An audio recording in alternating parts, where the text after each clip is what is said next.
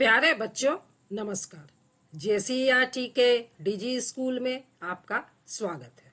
मैं अनुपमा आज आप लोगों के साथ आप लोगों की इंग्लिश बुक डालिया के यूनिट 4B की poem I saw a new world पर चर्चा करूंगी। बच्चों, आज इस वीडियो में हम लोग इस पोयम को पढ़ेंगे और इसके अर्थ को समझेंगे। तो चलिए शुरू करते हैं। The title of the poem is I saw a new world. मैंने एक नई दुनिया देखी। कविता को पढ़ने से पहले हम लोग कुछ प्रश्नों पर चर्चा करते हैं। What type of world do you want to live in? आप किस प्रकार की दुनिया में रहना चाहते हैं? Imagine a world. इमेजिन मतलब कल्पना करना। एक दुनिया की कल्पना कीजिए where everybody looks the same, जहां हर कोई एक जैसा दिखता है एंड नथिंग चेंजेस, और जहां कुछ भी नहीं बदलता है। मतलब जहां पर सभी लोग एक जैसे हैं और जहां किसी भी तरह का कोई बदलाव नहीं है। इन दिस पोयम, इस कविता में, a child dreams of such a world. एक बच्चा एक ऐसी ही दुनिया का सपना दिखता है। Read the poem. कविता को पढ़िए to know whether the child likes the new world और नॉट, और जानिए कि बच्चा नई दुनिया को पसंद करता है या नहीं। वह दुनिया जहां पर किसी भी तरह का बदलाव नहीं है, जहां सभी लोग एक जैसे हैं। तो अपने सपने की वह दुनिया उस बच्चे को पसंद आती है या नहीं आती है। तो चलिए हम लोग कविता को पढ़ते हैं। First stanza. पहले हम लोग इस पूरे स्टेंजा को पढ़ लेते हैं और फिर लाइन बाय लाइन इसके अर्थ को देखेंगे। I saw a new world in my dream where all the folks alike did seem. There was no child, there was no mother, there was no change, there was no other.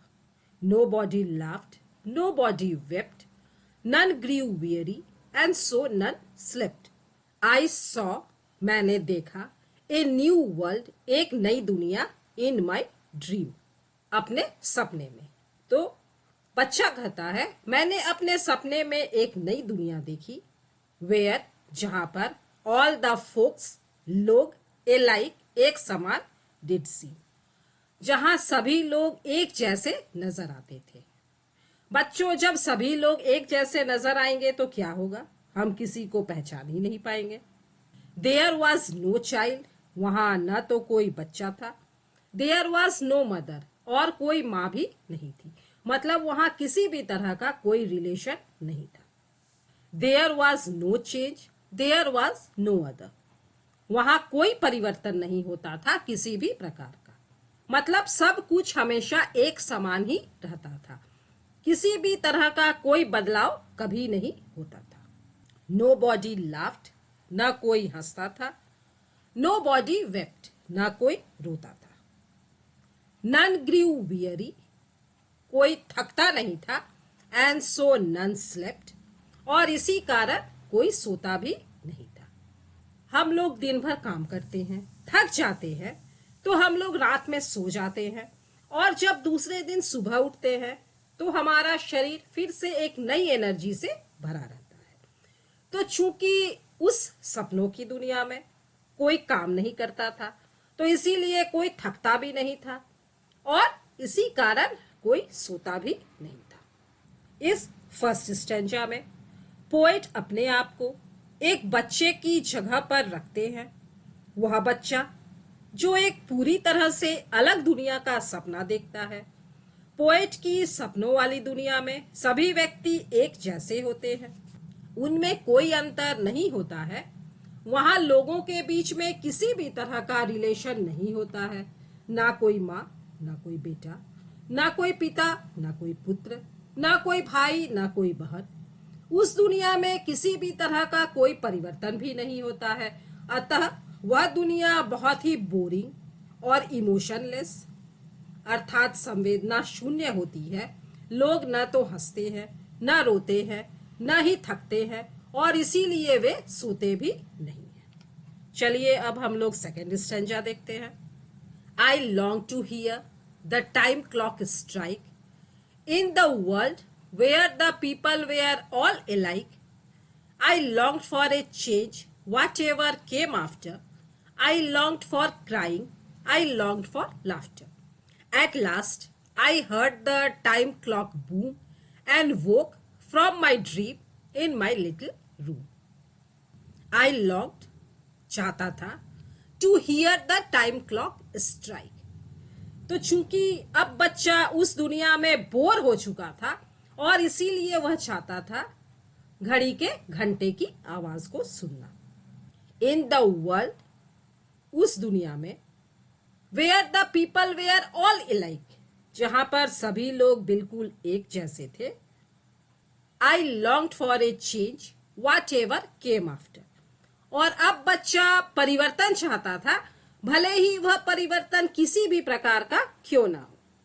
I longed for crying, I longed for laughter, मैं रोने की आवाज सुनना चाहता था, मैं हंसने की आवाज सुनना चाहता था। बच्चे को अब उस दुनिया में बहुत बोरिंग लग रहा था और इसीलिए बच्चा अब किसी भी तरह की आवाज सुनना चाहता था, भले ही वह अलार्म क्लॉक के बजने की आवाज हो, रोने की आवाज हो, हंसने की आवाज हो, किसी भी तरह की कोई भी आवाज हो। एट लास्ट, अंत में, आई heard the time clock boom, मैंने घड़ी के घंटे की आवाज सुनी। एंड वोक, और जाग गया, फ्रॉम माई ड्रीम, अपने सपने से, इन माई लिटिल रूम, अपने छोटे से कमरे में। और अंत में बच्चे की घड़ी का अलार्म बजता है और वह अपनी नींद से जाग जाता है और देखता है कि मैं तो अपने छोटे से रूम में सोया हुआ हूं और मैं जो भी अभी तक महसूस कर रहा था वह सिर्फ एक सपना था। तो इस सेकंड स्टैंजा में पोएट बहुत ही उत्सुकता से अलार्म के बजने की प्रतीक्षा करते हैं। वह अपने चारों ओर परिवर्तन देखना चाहते हैं, रोना चाहते हैं, हंसना चाहते हैं, अर्थात अपने इमोशंस को व्यक्त करना चाहते हैं। इसलिए जैसे ही वह घड़ी के अलार्म को बजते हुए सुनते हैं, वह अपने ख्वाबों की दुनिया से बाहर निकल जाते हैं। चलिए अब हम लोग थर्ड स्टैंजा देखते हैं। With a smile on her lips my mother was nigh, and I heard the baby crow and cry, and I thought to myself how nice it is for me to live in the world like this, where things can happen and clocks can strike and none of the people are made alike. With a smile on her lips, अपने होठों पर मुस्कान लिए, my mother was nigh, nigh का मतलब नजदीक, मेरी माँ मेरे नजदीक खड़ी थी। And I heard, और मैंने सुना, the baby crow and cry, कौवे के बच्चे के रोने और चिल्लाने की आवाज। And I thought to myself, और मैं स्वयं से सोचने लगा, हाउ नाइस इट इज, यह मेरे लिए कितना अच्छा है।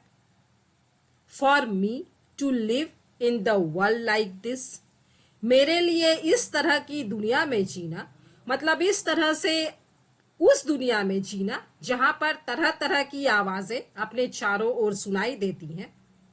Where things can happen and clocks can strike, जहां चीजें हो सकती हैं, घटती हैं और घड़ी बज सकती है। And none of the people are made alike, और कोई भी व्यक्ति किसी दूसरे व्यक्ति के जैसा नहीं बनाया गया है, सभी लोग एक दूसरे से बिल्कुल अलग हैं। इस थर्ड और लास्ट स्टैंजा में बच्चा अपने आप को रिलैक्स्ड महसूस करता है जब वह अपने पास अपनी मुस्कुराती हुई माँ को देखता है, चिड़ियों का कलरव सुनता है, भिन्न भिन्न प्रकार के लोगों को देखता है, तरह तरह की आवाजें सुनता है।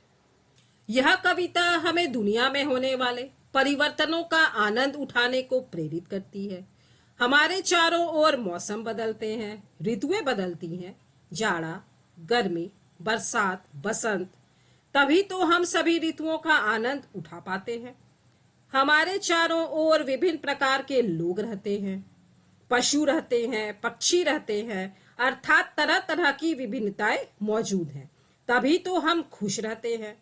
आखिर परिवर्तन और विभिन्नता ही तो प्रकृति का नियम है।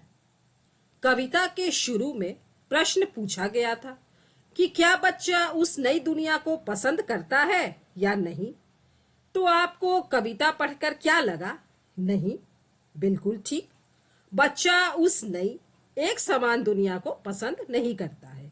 उसे हमारी परिवर्तनों और बदलावों से भरी दुनिया ही पसंद आती है। बच्चों, यह थी कविता I saw a new world. मुझे उम्मीद है आप लोगों ने इस कविता को पसंद किया होगा और इसे अच्छी तरह से समझ भी लिया होगा। चलिए अब इस कविता को लिखने वाले पोएट के बारे में भी कुछ बातें हम लोग जान लेते हैं। William Brighty Rands 1823 to 1882 was a versatile poet and writer.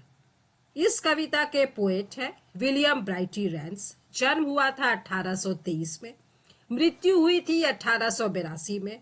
वे एक बहुमुखी प्रतिभा के कवि और लेखक थे। He is mostly remembered now for his many children's verses and his 2-volume Chaucer's England. उन्हें चौकर्स इंग्लैंड और बच्चों के लिए किए गए कार्यों के कारण याद किया जाता है। He also wrote many essays on various topics, especially for children. उन्होंने बच्चों के लिए बहुत सारे टॉपिक पे कई सारे एसेज निबंध लिखे। तो ये थे बच्चों इस कविता के पोएट विलियम ब्राइटी रैंस। मिलते हैं बच्चों अगले वीडियो में, जिसमें हम लोग इस पोयम के एक्सरसाइज में दिए गए क्वेश्चन के आंसर्स पर चर्चा करेंगे। तब तक स्वस्थ रहिए, सुरक्षित रहिए, पढ़ते रहिए। Thank you.